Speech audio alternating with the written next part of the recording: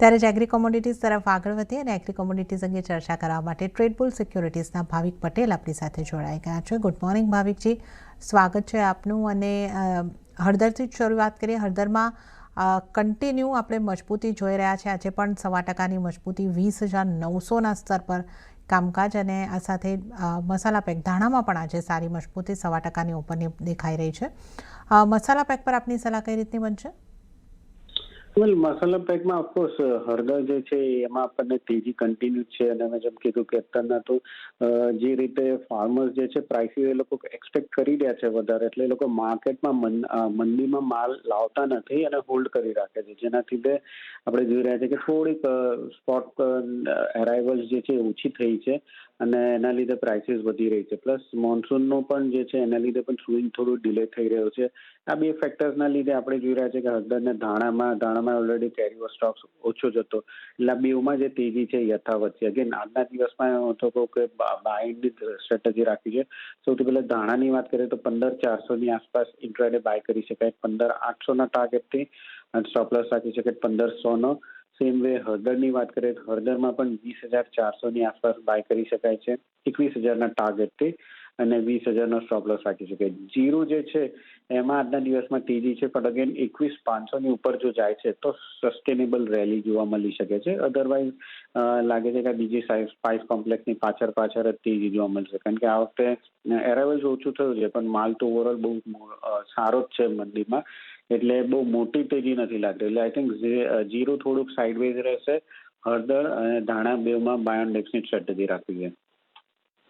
Okay, તો હળદર અને ધાણામાં ખરીદી કરીને ચાલવાની સલાહ બની રહી છે. હળદર માટે 15,800ના ટાર્ગેટ બની શકે છે, 15,100નો સ્ટોપ લોસ. માફ કરશો, આ ધાણાના ટાર્ગેટ અને સ્ટોપ લોસ મેં કહ્યા છે 15,800 અને 15,100નો સ્ટોપ લોસ. અને હળદરને માટે 21,000નો ટાર્ગેટ અને 20,000ના સ્ટોપ લોસને ધ્યાને રાખીને ખરીદી કરીને ચાલવાની સલાહ બની રહી છે. ત્યારે હવે આપણે જો ગુવાર પેક પર નજર કરી લઈએ તો આજે એક થોડું રેન્જમાં દેખાઈ રહ્યું છે. ગુવાર ગમ થોડું પોઝિટિવ છે, ગુવાર સીડમાં હલકું દબાણ જોવા મળી રહ્યું છે. ભાવિકજી, ગુવાર પેકને અહીંયાથી કઈ રીતે જોઈ રહ્યા છો? પણ ગુવાર પેકમાં આઈ થિંક આ જે કરેક્શન છે મને લાગે છે કે જસ્ટ રિટ્રેસમેન્ટ જ છે, પુલ બેક જ છે પ્રાઇસીસનો. અધરવાઇઝ હજી બધા ફેક્ટર્સ જે છે એ તો સારા જ છે.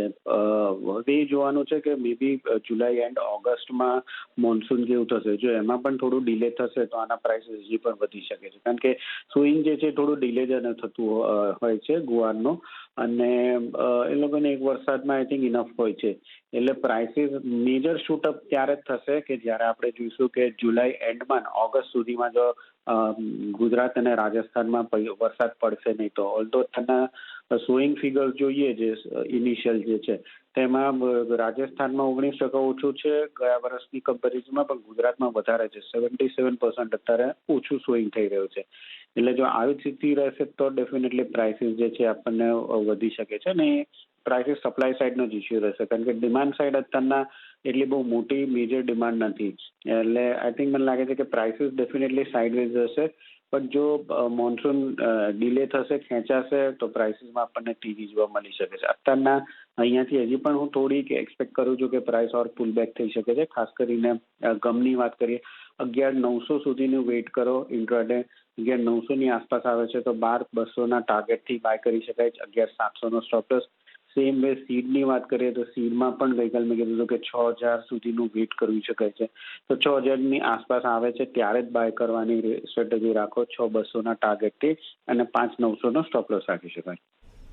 ઓકે, તો ગુવાર પેકમાં પણ ખરીદી કરીને ચાલવાની સલાહ. ગુવાર ગમની વાત કરીએ તો 12,200ના ટાર્ગેટ માટે ખરીદારી કરી શકો છો, 11,700નો સ્ટોપ લોસ. અને ગુવાર સીડ માટે 6,200ના ટાર્ગેટ માટે ખરીદારી કરો, 5,900નો સ્ટોપ લોસ.